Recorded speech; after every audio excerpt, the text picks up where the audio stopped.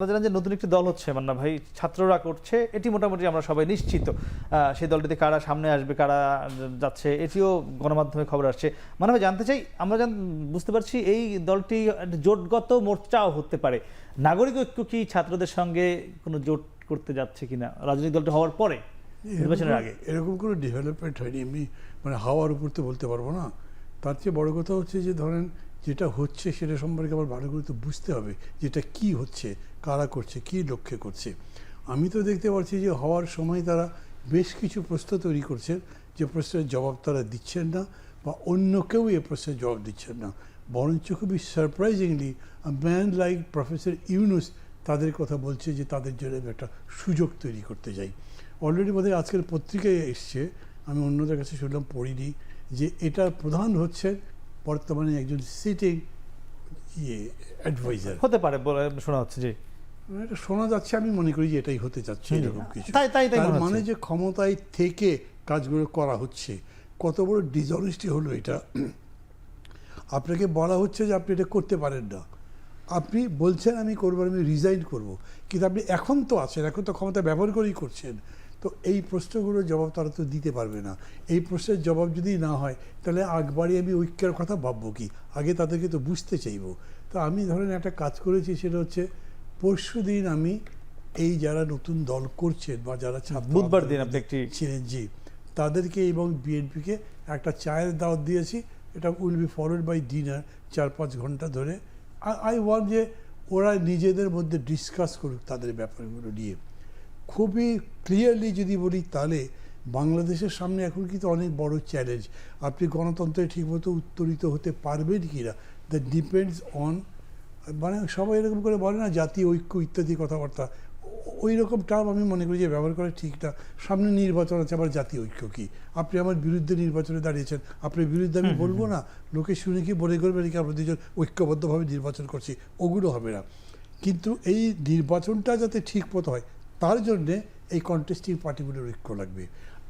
এর মধ্যে যদি বাইরের কোনো হামলা টামলা হয় বা কোনোভাবে যদি সার্বভৌমত্বের উপরে আঘাত আসে, এরকম কিছু হয়, জাতীয় প্রশ্ন যেগুলো আছে সেই জায়গাতে আমাদেরকে ঐক্যবদ্ধ থাকতে হবে। এটাকে আপনি একটা ইউনিটি উইথ ডাইভার্সিটি বলেন, সেই কাজটা করতে হবে।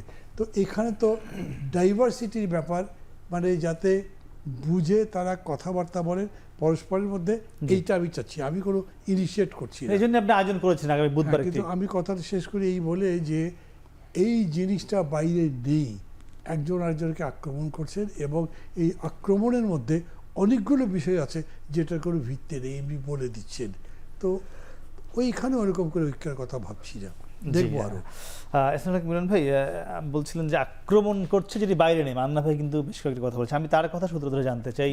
এই আক্রমণ কিন্তু আমরা দেখছি রাজনৈতিক দল হিসেবে বিএনপি জামাতের মধ্যে প্রকট আকার ধারণ করেছে। আমরা বিভিন্ন জায়গায় গণমাধ্যমে, সামাজিক যোগাযোগ মাধ্যমে একটি আমরা যুদ্ধ দেখি, লেখালেখির মাধ্যমে, কমেন্টে আমরা দেখি নাগরিক যে কমিটিটি হচ্ছে ছাত্রদের, তা নিয়েও বিএনপির সঙ্গে একটি মনস্তাত্ত্বিক লড়াই আমরা দেখছি চলছে আগামী নির্বাচনকে সামনে রেখে।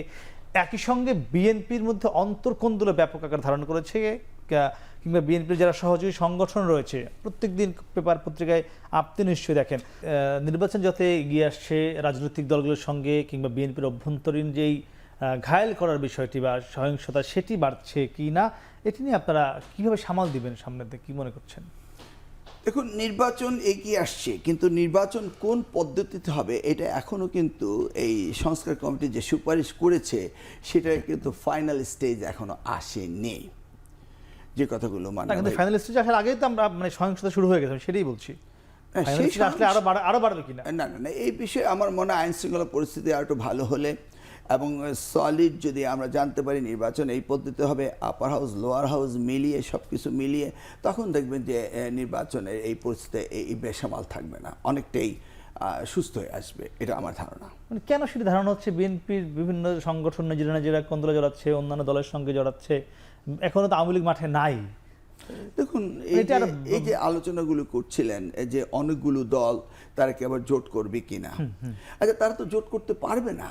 যদি জোট করে তাদের ভোট কতটুকু পেল, আনুপাতিক হারে তারা কোন হাউসে কোন রিপ্রেজেন্টেটিভ পাঠাবে সে তো পাচ্ছে না।